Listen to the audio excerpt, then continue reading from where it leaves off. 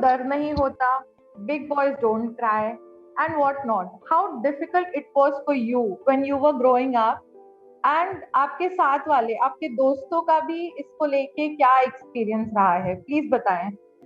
First of all, जो ये line हमने सुनी थी जिसके ऊपर डिस्कशन हुआ कि मतलब हमें एक्सप्रेस नहीं करने दिया जाता, मतलब एंगर और ये सब फीलिंग्स, तो फिर कैसे हम खुश भी कैसे रह सकते हैं.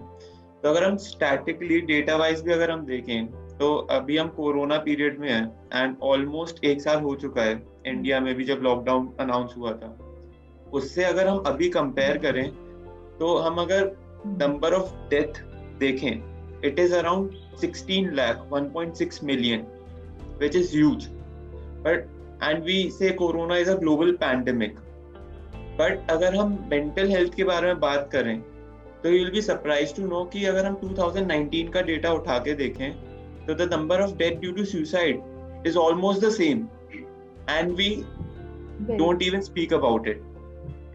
So ये इस लेवल का एक जगह कोरोना है जिसको हम ग्लोबल पैंडेमिक मानते हैं, जिसके लिए हम मास्क यूज कर रहे हैं, सैनिटाइजर्स यूज कर रहे हैं, और एक तरफ मेंटल हेल्थ है जो सुसाइड को लीड कर रही है, जहां इंसान अपनी इच्छा से he is accepting death. And उसके बाद में मतलब देयर इज नो डेटा या फिर देयर इज नो डिबेट और एनीथिंग अराउंड इट. कि न्यूज चैनल में हमें नहीं रोज दिखता कि आज इतने केसेस हुए या जो भी हुए. एंड सेकेंडली, मेरे को जो पर्सनली फील होता है कि हम अपनी हिस्ट्री को बहुत ही गलत तरीके से इंटरप्रेट करते हैं. जैसे let's say for an example, हमारे यहाँ अक्सर मतलब ये होता है कि बड़ों से तुम डिसएग्री नहीं कर सकते, या फिर यू हैव मतलब बड़े अक्सर ये देते हैं कि तुम मुंह नहीं चला सकते. बट अगर हम महाभारत में ही जाएं, माइथोलॉजिकल उसमें, तो महाभारत में जब कृष्ण गीता का उपदेश देते हैं तो इट वॉजंट अ प्रीच. वो केवल ऐसे नहीं कि उन्होंने बोला मैं भगवान हूँ एंड वॉट एवर आई से इज ट्रू और तुम्हें मानना पड़ेगा. अगर हम गीता को एक्चुअल सेंस में पढ़ेंगे, it's a question and answer session, जहाँ पे अर्जुन इज क्वेश्चनिंग कि मेरे को नहीं लड़ना, ये तो मेरे भाई हैं, why are you asking me to fight them, and then he has to answer it.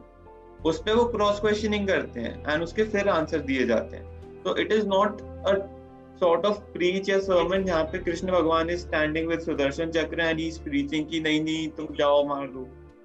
And despite Gita का ज्ञान which is considered enlightening, हम ये भूल जाते हैं कि महाभारत की लड़ाई के 9th day पर ही when Arjun faces Bhishma Pitamah, he is not able to kill him. मतलब he has certain restrictions, मतलब वो inhibitions होते हैं कि मैं कैसे मारूं.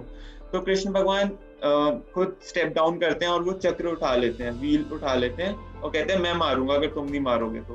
तो उसके बाद फिर अर्जुन को लगता है कि नहीं, ये तो भगवान के ने जो प्रतिज्ञा ली थी कि he won't pick up any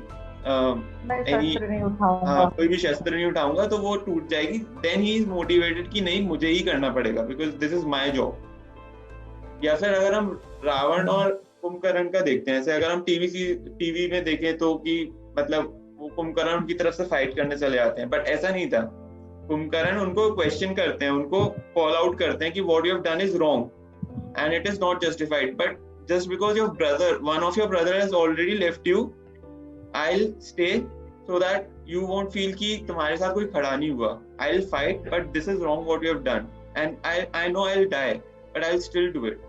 तो जो ये डिसएग्रीमेंट्स थी ये पहले भी होती थी और इनको पहले भी मतलब इनकी स्पेस थी, बट उसको हमने लूजली पढ़ा या फिर हमने टेलीविजन के बेसिस पर अपनी एक इंटरप्रिटेशन बनाई इस नॉलेज की, तो हम उस चीज को भूल गए हैं या उस चीज को हम यूज नहीं करते. और हमारी सोसाइटी में वैसा हो गया कि बड़े जो बोल रहे हैं वो सही है. मतलब भगवान खड़े होकर कुछ बोल रहे थे तो उसके ऊपर भी क्रॉस क्वेश्चनिंग का हक था, उस टाइम भी था, तो आज क्यों नहीं होना चाहिए.